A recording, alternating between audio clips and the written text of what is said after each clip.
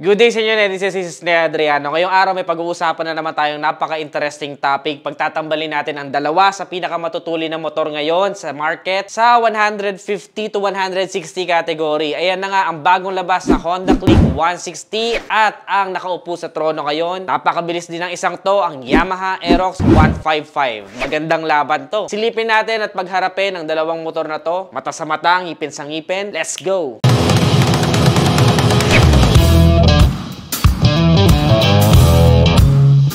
Pagdating sa makina, parehas silang merong liquid cooling system. Very efficient sa mahahabang biyahe. Iwas pangamba na baka mag-overheat ang motor. Ang engine Aerox ay merong 155cc displacement, habang 157cc naman to be exact ang kay Honda Click 160. Parehas din silang merong 4-stroke, single overhead cam, single cylinder, and parehas na po silang 4 valves. Noon kasi ang Click is 2 valves lang, ngayon ay 4 valves na. Kayang-kaya na makipagsabayan. Ang tanging pinagkaiba lang, ang Aerox 155 ay merong tinatawag na VVA or variable valve actuation that will make it more efficient pagdating sa umpisa hanggang dulo. Pero syempre hindi papatalo si Honda Click dahil pagdating sa power to weight ratio, siguradong palaban ng isang to. Meron tong maximum power na 15 HP at 8,500 RPM. Parehas din nung kay Aerox dahil si Aerox ay merong 15.1 HP at 8,000 RPM. Pagdating naman sa maximum torque, hindi rin nagkakalayo dahil si Aerox ay merong 13.9 Nm at 6,500 RPM, habang si Honda Click naman ay merong 13.8 Nm at 7,000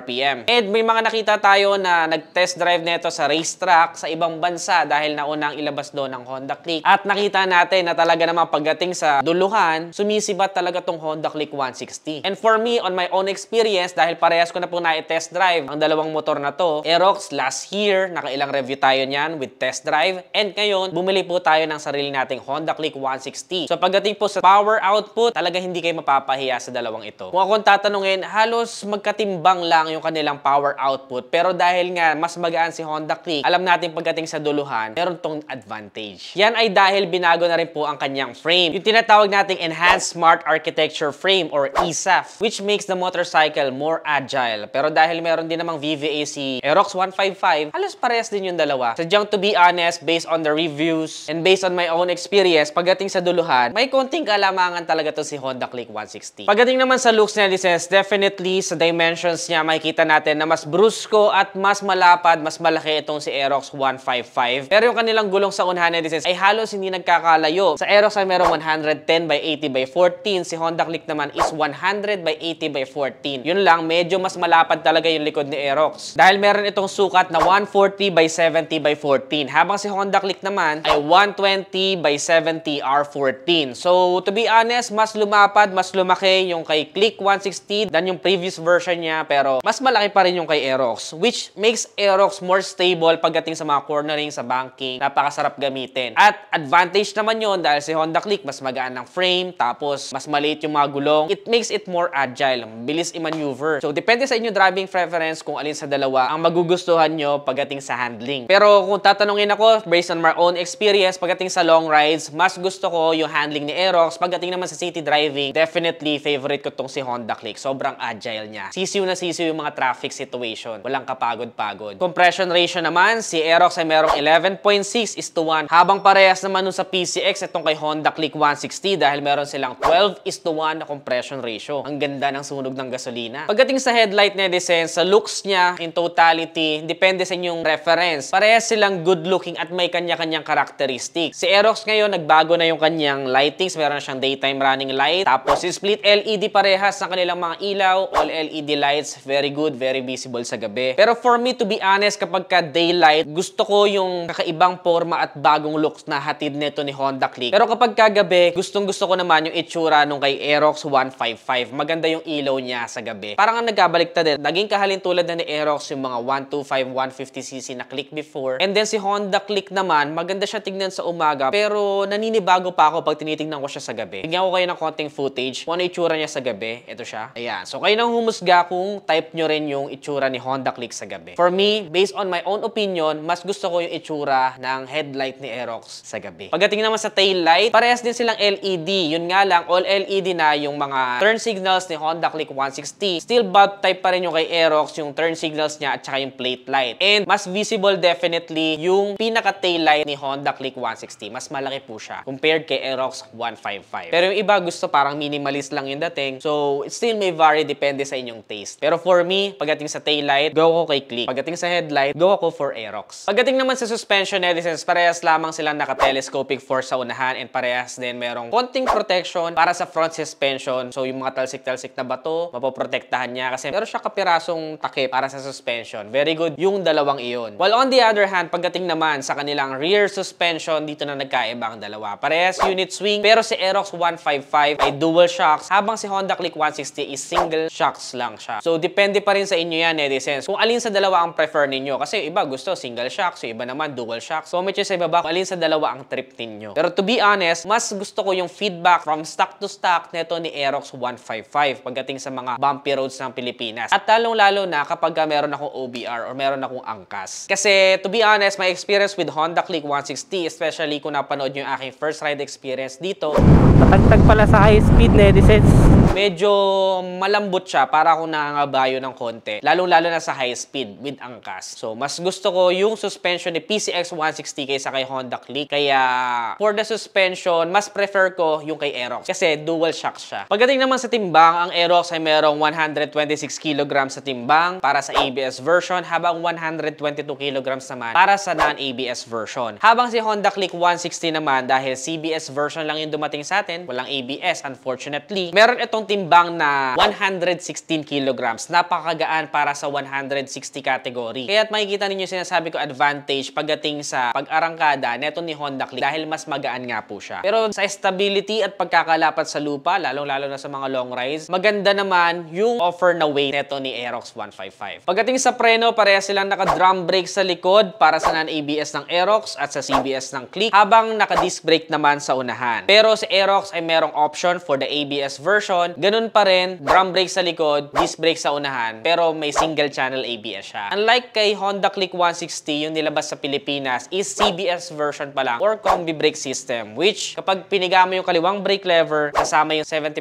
sa rear and 30% sa front. Combination na siya. Pero hindi pa rin natin ito maihahalin tulad, syempre sa peace of mind at sa kagat ng preno ng isang disc brake na motor at ABS pa. So, yun yung isa sa points for improvement para kay Honda Click 160. Sana dumating dito sa Pinas yung kanyang ABS version. Kasi to be honest, medyo may konting adjustment sa akin as a driver nung maramdaman ko na napakabilis ng motor pero mabait yung preno. Of course, depende pa rin yan sa nagda-drive. Make sure lang kabisaduhin niyo yung preno. That's just a simple feedback based on my experience. Isa pa sa feature na pwede mo i-consider is kung pagtatapatin mo yung non-ABS ng Aerox 155 at yung CBS ng Honda Click 160, yung Honda Click is keyless entry na, habang si Aerox 155 ay disusi pa. Pero yung kanyang ABS version, keyless na rin naman. So sa braking system, lamang si Honda Click para sa non-ABS version and lamang naman si Aerox dahil nandito sa atin yung kanyang ABS version. Pero just in case dumating sa atin yung ABS version ni Honda Click, naka-disc brake din po yung likod nun. So sigurado mas prefer ko yung isang yun. Definitely mas magugustuhan nyo yun. Nagigets ko yung point ng iba kung bakit nagre-reklamo sila sa drum brakes. Iba talaga yung feeling kapag disc brake. Pagdating naman sa ground clearance, ang Aerox 155 ay merong 145mm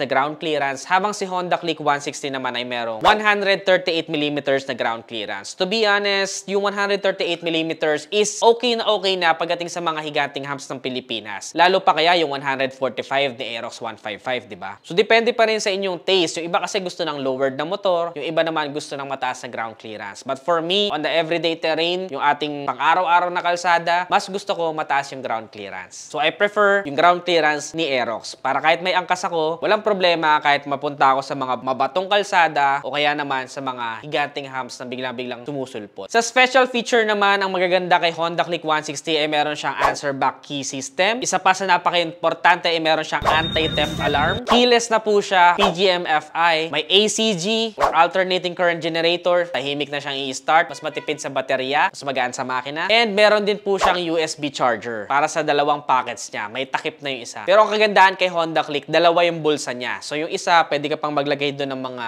easy access na mga gamit. Si Aerox 155 kasi isa lang yung kanyang bulsa. Si Aerox naman, ang magaganda niyang features ay meron siyang Yamaha Motorcycle Connect. Pwede mo i-connect ang inyong smartphone dito sa inyong Aerox para ma-monitor mo kung dapat ka na bang magpa-change oil. All that necessary preventive maintenance na kailangan mo mamonitor mo na on a very easy access application. Makikita mo pa dun sa pinaka-panel gauge mo yung iyong messages and calls. So, good na good and very high-tech yung feature na yon. Pero to be honest, hindi ko naman siya masyado ginagamit. Pero just in case maging norm ito, future-proof na yung Aerox mo, di ba? Isa pa sa plus feature sa akin para sa Aerox 155 ay kanyang hazard key. Meron na siyang built-in na hazard button. So, hindi mo na kailangan magpa-aftermarket na magpalagay ng extra switches. Meron din siyang stop and start system. Kapag huminto ang motor, within 3 to 5 seconds, mamamatay yung makina for fuel efficiency. On the other hand, si Honda Click meron din ganito. Yung tinatawag naman nilang idling stop system. Basically, same functionality lang naman ang dalawang ito. May charging port din, of course, si Aerox 155 sa kanyang kaliwang bulsa. And of course, meron din tong Smart Motor Generator or SMG. Yun nga, yung tahimik na siyang i-start. Parehas sila ni Honda Click. Parehas din silang merong side stand switch. Kapag sinay-stand mo, mamamatay yung makina, hindi mo siya mapapastart for safety na hindi tayo aandar na naka-side stand. Parehas na rin pong digital yung kanilang meter panel. But to be honest, mas gusto ko po yung laki ng meter panel ni Aerox 155. Dahil kitang-kita mo or sulit na sulit yung pagiging digital ng meter panel niya. Dalawang RPM indicator. Complete din naman ang details. Of course, meron din siyang Yamaha Motorcycle Connect indicators ng calls and messages. Habang si Honda Click 160 naman ay halos parehas pa rin ng mga previous version. Pero para siyang may wood effect. Yung wood effect na yon napaka-elegant nun. Maybe small detail para sa inyo. Pero nakita ko yung isang yon, yung ganong material doon sa nireview natin na Ford Territory. So for me, it gives the premium look and elegance para doon sa meter panel ni Honda Click 160. And kumpleto rin naman ito sa mga details na kakailanganin mo. Kagaya ng trip meter, orasan, temperature, speedometer, fuel gauge, etc. etc. Sa seat height naman, para sa mas matatangkad na Pilipino, mas i-recommend ko si Aerox 155 dahil meron itong kataasan na 790mm. Habang si Honda Click naman ay mataas pa rin sa 778mm pero at least mas abot na abot natin siyang mga hindi pinalad sa height. So, if you're a shorter rider, go for Honda Click. Kung taller rider ka naman or kahit hindi ka tall, gusto mo yung feeling ng mataas na motor, go for the Aerox 155. Ang lakas makabrusko kapag mataas yung motor mo, di ba? Ang tanong, sino mas malakas sa gas, sino mas tipid sa gas? To be honest, hindi naman po talaga nagkakalayo ang kanilang fuel consumption. Parehas silang naglalaro based on my experience sa around 47 kilometers per liter. Pero on my driving mode na walwal and of course sa city traffic, umaabot lang tayo dyan ng mga 40 kilometers per liter. Halos parehas din po sila talaga ng fuel consumption. Dahil si Aerox ay meron namang Blue Core technology and may ESP Plus naman itong si Honda Click. So hindi sila nagkakalayo when it comes to fuel consumption. And pagdating sa fuel tank capacity, parehas lang naman silang merong 5.5 liters na fuel tank capacity. So pwede kayo magsabayan kung magkaibigan kayo, magkaiba kayo ng motor. Kung gaano kalayo yung narating ni Aerox, kayang-kaya din ng Honda Click 160. Vice versa. Pagdating naman sa seat storage, nakalamang itong si Aerox 155 dahil meron siyang total of 24.5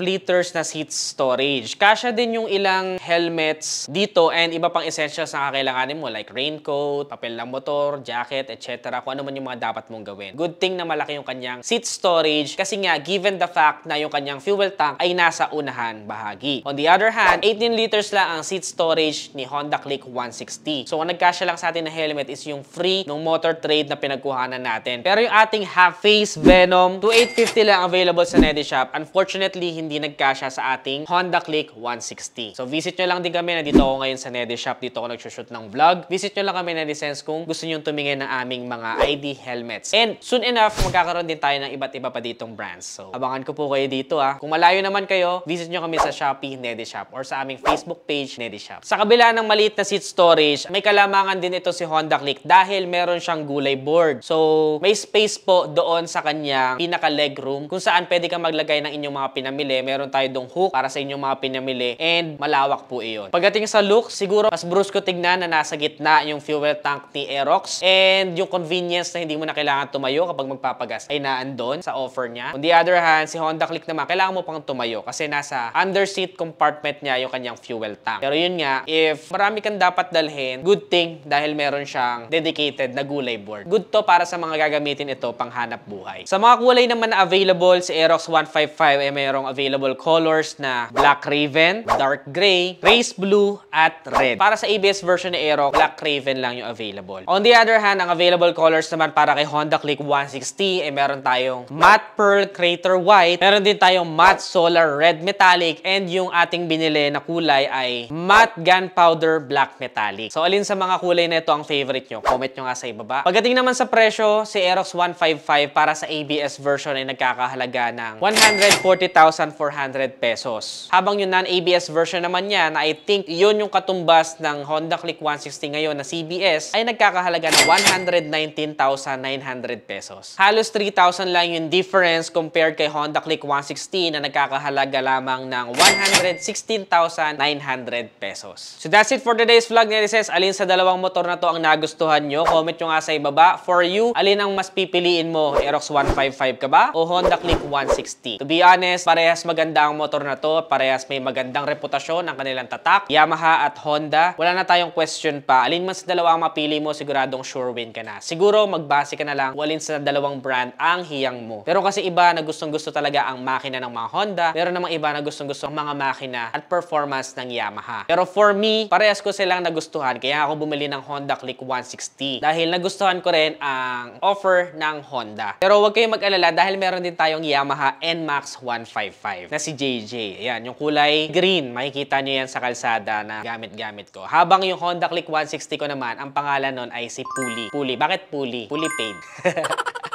So yun, si Puli. Yan. Abangan ninyo, ipaparepaint ko yan. Kung anong kulay ang magugustuhan ninyo, comment nyo sa ibaba. Alright? Pero hindi dahil naka-Honda Click tayo ay yun lang yung sinabi kong maganda. Dahil kung napanood ninyo yung mga review ko sa Aerox, gandang-ganda po ko dyan. Na almost ayan na nga sana yung kukunin ko. Kundi lang ibinigay sa akin ng panahon si JJ. So, to be honest, pareha sana tayong meron yan. Meron sana akong Aerox 155 at saka Honda Click 160. So, sa mga mahihilig sa aggressive riding style, gusto ng speed, comfort, and madaling dalhin sa city driving, pang araw-araw, parehas na panalo ang motor na to. Pero, nasa sa inyo pa rin ang desisyon kasi it's your hard-earned money na gagastusin ninyo. So, comment nyo sa ibaba kung alin sa dalawa yung must type ninyo. Or kung nakabili na kayo, comment nyo sa ibaba para makita natin. Kung nagustuhan mo tong vlog na to, don't forget to give this video a heart. Follow this page for more. Again, this is Ned Adriano. Always keep it cool and ride safe always. Bye-bye na.